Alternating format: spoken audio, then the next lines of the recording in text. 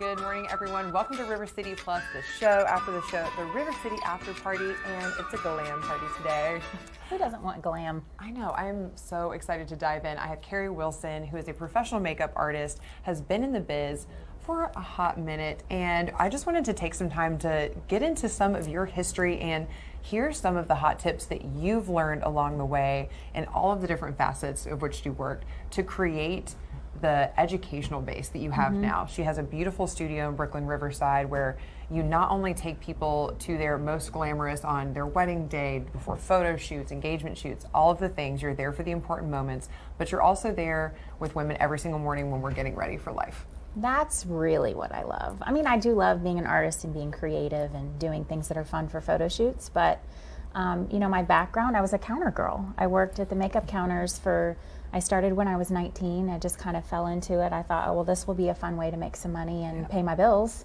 And I quickly fell in love with it. And then, I think most people that know me know that I worked for Bobbi Brown for 15 years. And that's really when the education came in. I felt like the brand was a bit different back then, where we were actually teaching women how to put their makeup on. It wasn't like, oh, this is great for you, have a nice day, let me ring you out. It was really, sit down, let me show you how to do this. And that's when we realized that women don't always know what they're doing, and they're searching and they're hungry for information, and they want to do it on their own every morning. And then now there's a lot of info out there, and it can be incredibly confusing. So I just want everyone to feel good every morning. Yeah, like you said, it can be confusing and sometimes genuinely overwhelming. Yes. We were just talking about sometimes we like to scroll, and I'll see videos of makeup that I'm like, oh, that looks great. They'll show you like what you could look like at the end.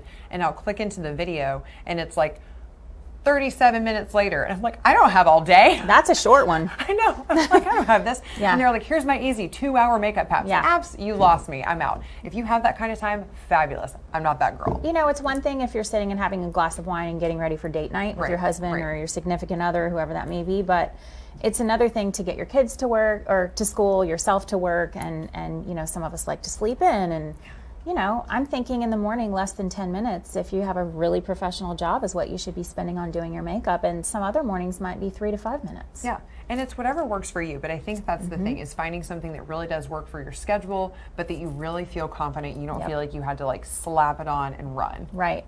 So the way that I think you can get there is by what I call a core look. A core look is the right product and the right tool for every single area. It's the right concealer brush, the right foundation brush, every single area, right? And if you have that, then you can pare it down and make it into a 3-minute look and just put maybe 3 or 4 of those products on, like what we just talked about earlier, putting 5 things on, right? Or you can pair it up if you're going out to something really fancy and you want to add more liner and change the lip and all of that. But if you don't have that core, we get confused. It's like not having the right things in your closet, like your right business suits or your right pair of jeans or your right black dress, right? If you don't have that, then it's kind of like everything is mix matchy and nothing makes sense. So if you have that core, pair it up, pair it down, you're pretty set. Yeah.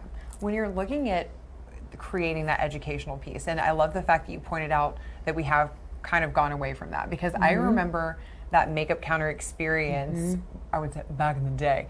It's still there, but you almost like run through that section because it's such a hard sales pitch. You feel like you're going through a used car lot when you go through that section, versus before it really was, hey, I'm going to invest in these products, and this is the professional that's going to sit me down and teach me how to use them, teach me how to apply them, teach them how they're going to look best on me. Right. And so you've really recreated that, but in like a very safe studio space. Yes.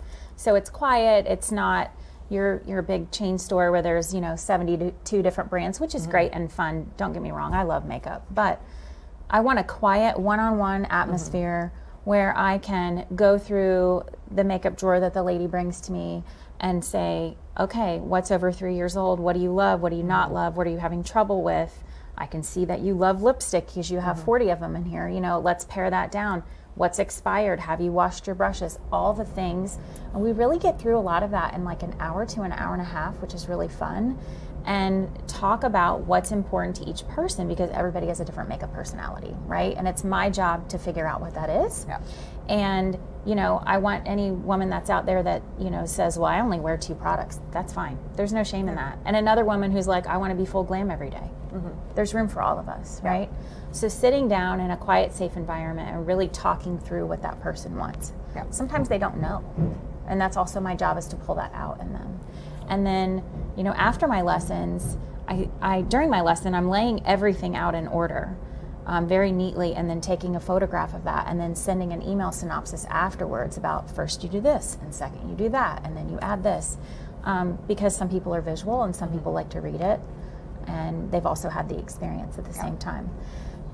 You know, and to makeup counters, like, there are some fantastic artists that I still know that are still in the business, or new people, but they're not staffed as much as they used to be. You know, we used to have like 5 or 6 major lines, and now there's 100. You can go to Sephora and you're like, where am I? What do I need to grab? So there are still really some very talented people out there that can help you. I do want to say that. But they're stretched very thin. And so sometimes you can't get that one-on-one connection. You don't build that rapport with your client like we were, you know, able to do back in the day. And you also mentioned something.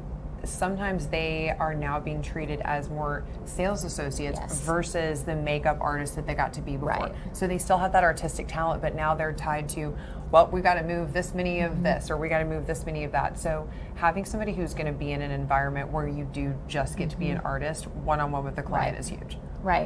And a lot of my lesson clients are over 40, which I think is really interesting, and I attribute a lot of that to social media, and kind of to what you and I said earlier about watching a video of a 19-year-old with a ring light, and she's gorgeous and she's got filters on, and then she took 37 minutes to do her eyeshadow. It's like, well, that doesn't work for me. That doesn't seem relatable. I don't know how to do any of that, so I must not know what I'm doing. And I think it's really put a lot of doubt in women 40 and over of, I don't know what to do anymore. So I'm either going to continue to buy, or I'm going to give up. And I don't like to see either of those things happen. And you actually had a great conversation when Uncluttered and Unfiltered went to Carrie's studio. So Eden and Christine did a segment with you, and that was a big thing. Is, first of all, there's nothing wrong with that 19-year-old doing her thing, doing her filters, but when that's not you, it's not adding anything to you. Just if I'm watching somebody trying to make this big, beautiful dish and she's got 4 hours to make a pot roast, great, that's not me. So just that comparison is kind of that murderer of joy sometimes. That's social media for you, right? Yeah, exactly. But there's also great things out there, like when a dog becomes friends with a sea lion, we love it. Like, it's great. You know, there's also sorts of product fun reviews. stuff. I mean, there's a lot of great stuff that you can see, like, oh, I heard about this product and I've heard from several different influencers. I mean, there's a lot of really cool things that have come out of it.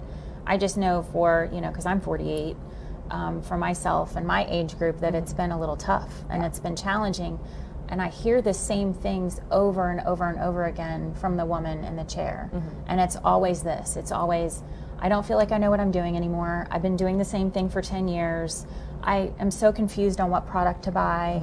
Am I supposed to be lining under my eye or not lining under? I mean, it's always the same Are we questions. tight lining? Or are we putting what the are white we doing here? What are we here? doing? What are we doing? So sometimes you just need, and sometimes I think we know a lot more than we think we know. We just kind of need an expert to be like, no, you're right. Like, this is why you've been doing it this way. This is why you've kind of figured it out this way. So kind of also reassuring someone and saying they're on the right path is also really big.